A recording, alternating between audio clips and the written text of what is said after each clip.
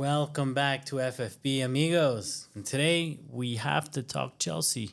We're going to do an update of sort of mid-season, a little bit past mid-season where we are, and a weekly update, but see how we're doing generally. So please like, subscribe, give us a little comment, give us some ideas so we can continue to make some awesome content for you. Today we're going to talk about the loss to Brighton, the ownership, transfer window, manager, and players. Just a quick review on everything that's going on. Quick, not so quick. Let's start with the loss to Brighton. I wasn't able to make a video, and I want to apologize to you guys. I was traveling, and honestly, I didn't really feel like it. It was incredibly depressing. We're out of the FA Cup. It's one of the worst performances that I've seen in a while. A lot of like the recent ones actually wasn't good, man. It wasn't good.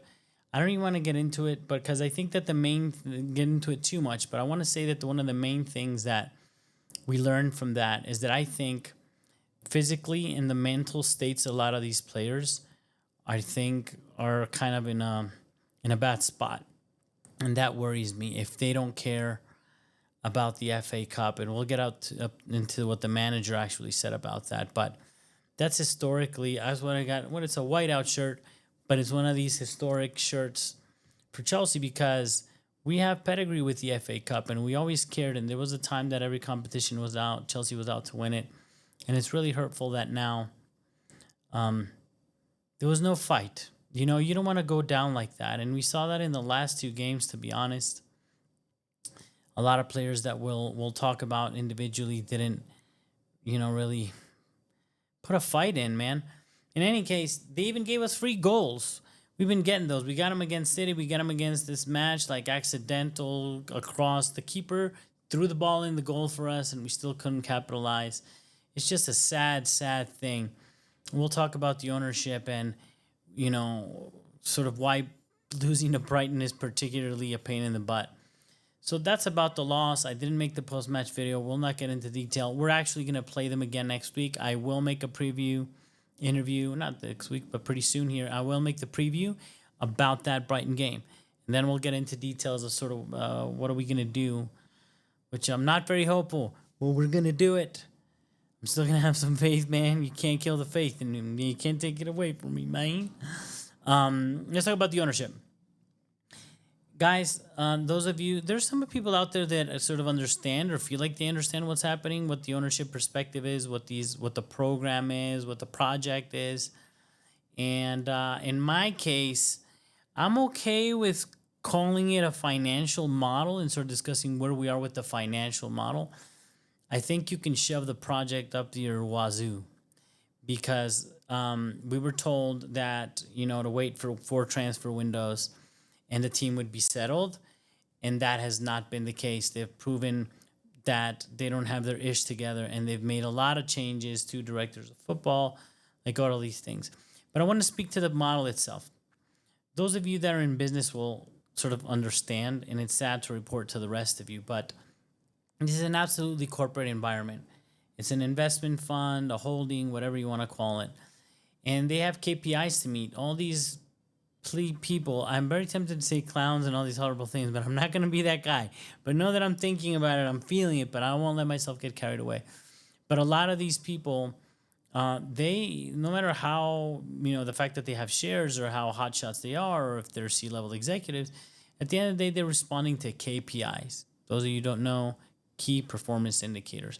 And the key performance indicators, more than likely in those boardrooms, are about financial returns. They're not saying no silverware 3 years.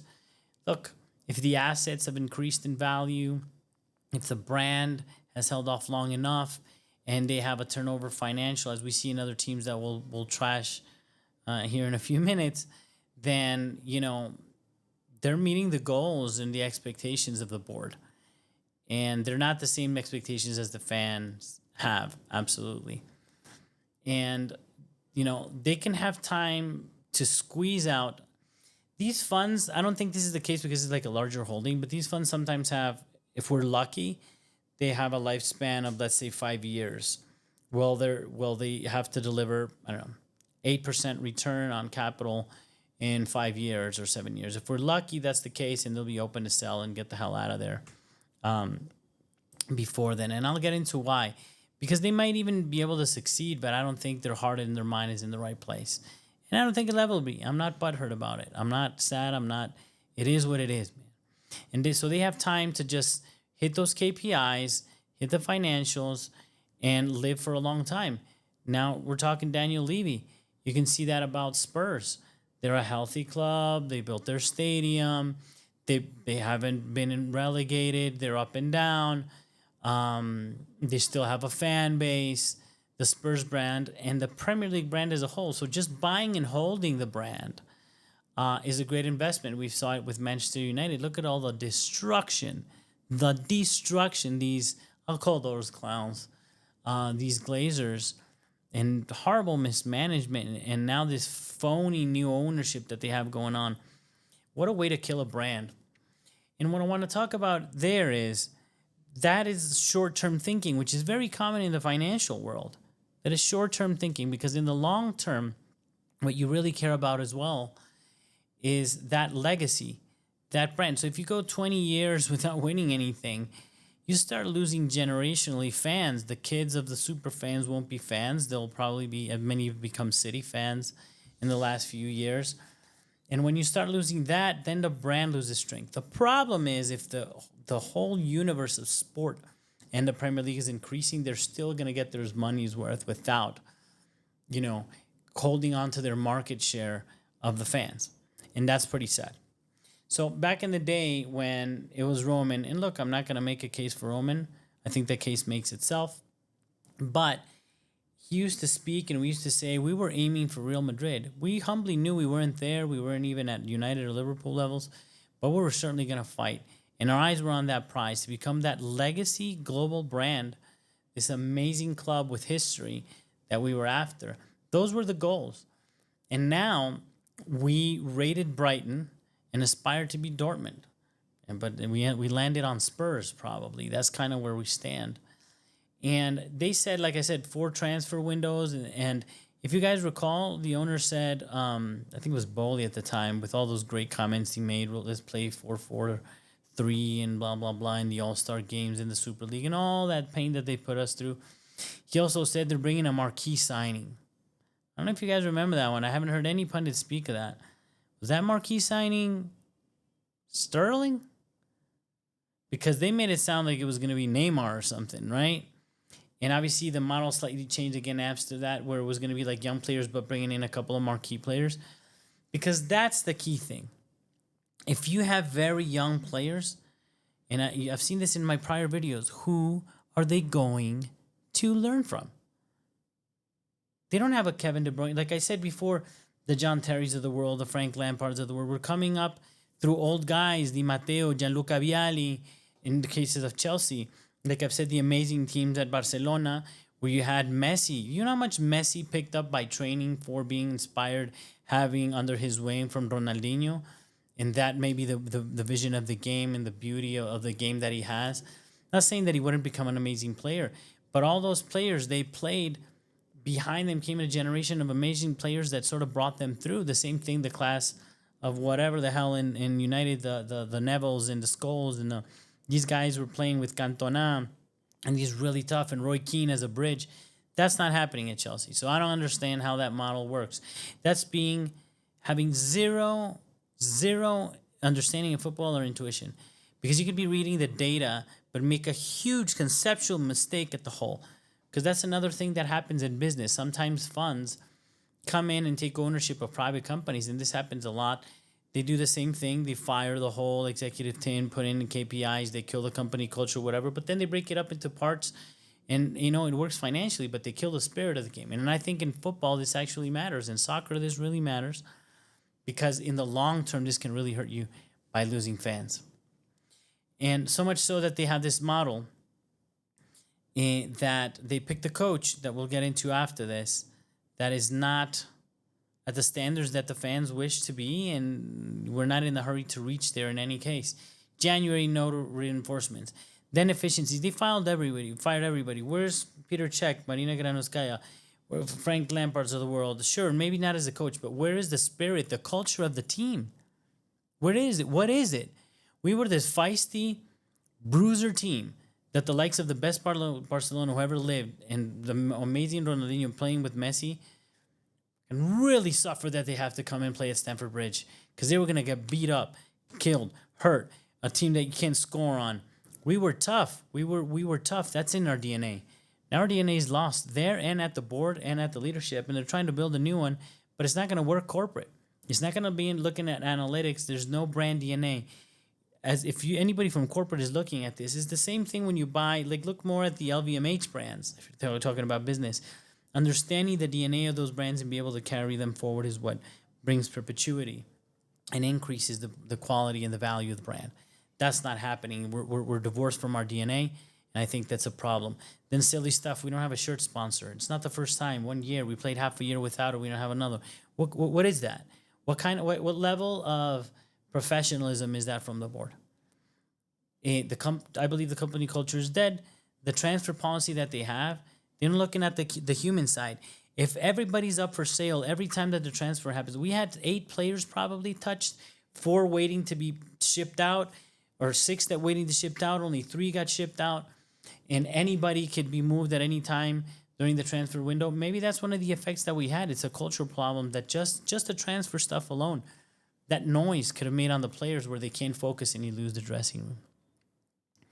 And now on top of that, we have this Vivid Seats debacle, which, we have one of the high-level executives, owner of Chelsea, somehow being allowed to be the chairman or serve on the board of a company that scalps tickets, that kills fans, that kills the brand, that takes advantage of fans and overcharges. And look, I'm a free market guy. People are willing to pay what they pay.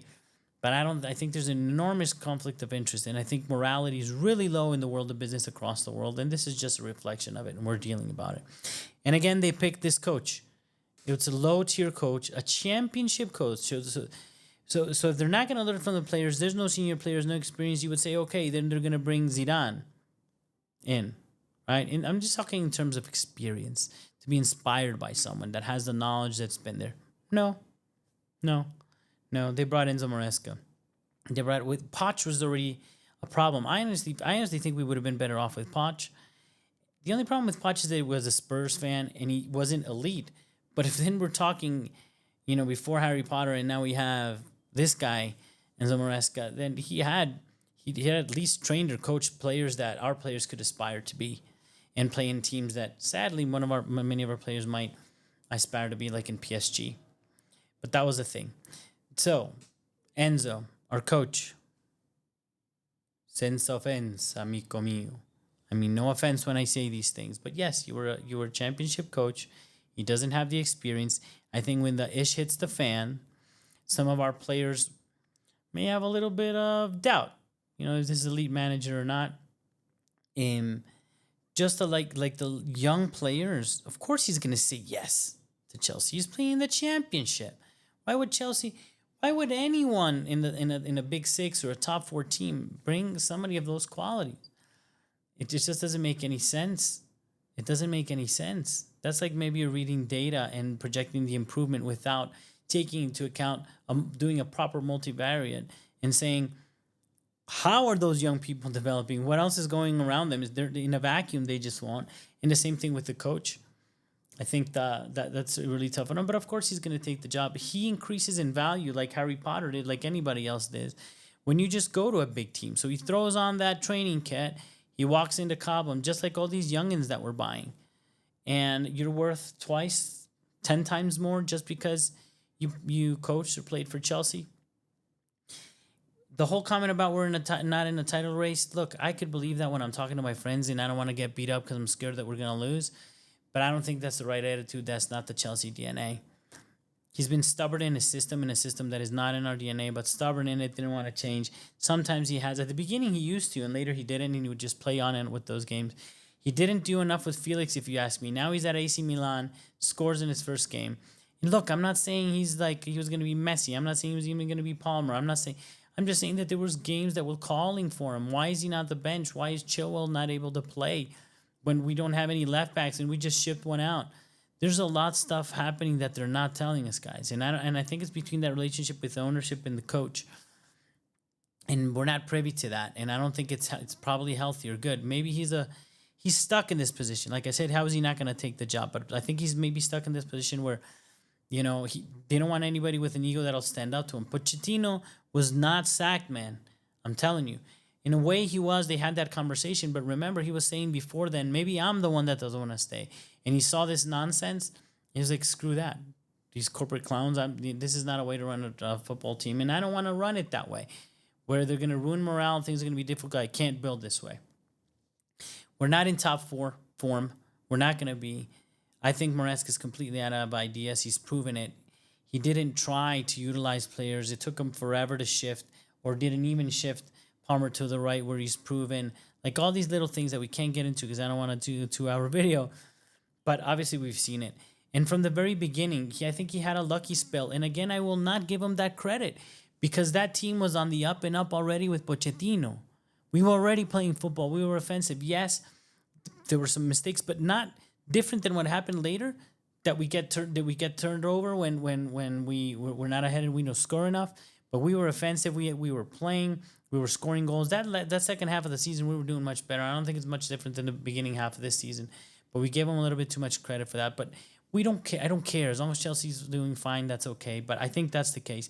But when he got here, after all that debacle with Enzo Fernandez in the World Cup, saying all that trash crap about French players, and we had French players in the team, and pissing off Fofana, and our guys were visibly upset and all this, and playing like duty. At the end of last year, we did well when he was off the field, and at the beginning of this year, he wasn't kicking off. He did a little bit better further on the year. So he didn't earn it on the field. He didn't earn it off the field. He wasn't an example. He hadn't shown any leadership. He made him captain. And I can't imagine what kind of problems that caused. Then playing Sanchez for over half a season when he shouldn't have been there in the first place, or I don't know, 6 games deep, you knew it was time to try something else. That's so crazy. That's what I'm saying. That I think it might come down for the board. It was like you have to play him, like mandatory or something. But it was nonsense. He was the third keeper, I think, at the time we bought him from Brighton already. That's just ridiculous. Like I said, the no Chilwell thing, and the no overlapping, refusing to change the system. Look, I'm not judging. I think he's done well for the level of coach he is. As Chelsea fans, we'd hope we'd have better. If we don't have experience in someone fierce, or the DNA in the field, we were hoping it would come from the coach, and it's not there. And look, I really wish him well. I really, really, really wish him well, and I want us to succeed, and I hope that, he can grow, because that's sad. We need our players to grow. We need our coaches to grow, to develop simultaneously, with no real incentive, with no real example. But let's hope that it can happen, and I'm going to believe in him. And then quickly into the players. Everybody's seeing what's happening to Palmer. I don't know if he's tired. He's not in form. He's losing it. And we're very Palmer dependent, and it's shown. Jackson is dead. Michael Jackson and Nico Jackson are dead. There's no production. There's no conversion. It's tragic. We didn't go into transfer market for some reason, and we thought it was good to not bring in competition. And sadly, I think a tragic story is one of the highlights that I'd like to make a sole video on that. I thought Mark Yu was going to get a shot, man. Jackson was just crap enough to where even Enzo Maresca can't keep playing him, and he would have had a shot to get a nice little 3-5 run of games, and who knows what magic he could have found with a run of 3 or 5 games.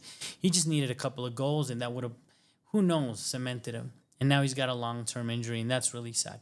Speaking of injury, same thing with Fofana, Lavia, tragic. I hope we don't have to suffer that. Criticisms that we had before of Pochettino and injuries, they seem to be coming back. And criticisms, I even heard my boy Moises Caicedo say, like, before we just used to run a lot, and it was all physical with Poch. Looks like we're running out of gas now, halfway through the season. I don't know if that has anything to do, but the legs are not there. I don't know if we were overtraining then or undertraining now. But hey, maybe it's not that crazy, right? So we don't have the world-class experience. I think James is gone. I'm really worried that Palmer, he's not in form, and when he comes back to form, he's not going to last very long. That man needs to play Champions League, and he will. And we've been talking about this. He's gonna leave. He's gonna leave. Maybe not this year, maybe next year. Next year, but if we don't get our act together, he's obviously gonna leave. And I want to say the same thing for Moises Caicedo. And actually, I'm gonna give him a prop. He's the best goddamn player in Chelsea, by far. He's the, if not the best, I think he's the best freaking midfielder. We're lucky Rodri's not there to do the competition, but absolutely in such an ish team, man. Did you guys see? He was the only player on that field and battling and willing, still doing his thing, man. Breaking it down, starting fast play. He's even played a couple of balls in when our offensive players are just lost. And again, he's going to get injured. He's going to get injured because there's no coverage for him. We didn't address it in the transfer window. He's being overplayed. And if not, one day he's going to leave too. Because one day Madrid's going to come calling at this pace that we're going, or another team that's doing in a better place, and he deserves to play Champions League as well. So I don't know. Maybe he already went through Brighton. He was already playing, guys. He's not some young guy that came off the street. He's a generational talent in Ecuador that's going to be probably playing this World Cup, and he's played before international tournaments. He's going to be continue. He's a world-class player. So you can't keep that away from him for too long. And again, no experience, no world-class older players in the team. Sancho's off, and I'm afraid that morale is low. I'm hoping we can change this. It feels like morale is low. It feels like Maresca is not managing to inspire because of the fight. Why did I not see? We saw a little bit on the prior game, a little bit of fight, which made me happy. We paid like crap, but there was a little bit of fight. An FA Cup game? We should have seen more fight. We should have seen more fight, Chelsea. We should have seen more fight. I wanted to see more. Again, we could lose. We can't lose like that. In any case, please like and subscribe. Many of you are enjoying these videos, and I hope you just remember to like and subscribe so I can continue to make them for you. And as a reminder to all the fans, we still have to believe in the players. We could complain about the ownership. We have our opinions about the coach, but we still have to root for them. We still have to believe. We still have to encourage them. It's not their fault. They're chosen to play, and we still have to hope. Like I said, on the good side, they are young, and we need to give them an opportunity. We're still in the race for top 4. I know it's not looking good, but we will be there. And to all the Chelsea fans, and certainly the Chelsea players, I believe in you, and we can do this. We got Brighton coming up in the Premier League. Let's just turn it around. Let's kill these fools and get back on track. And as always, come on, you Blues.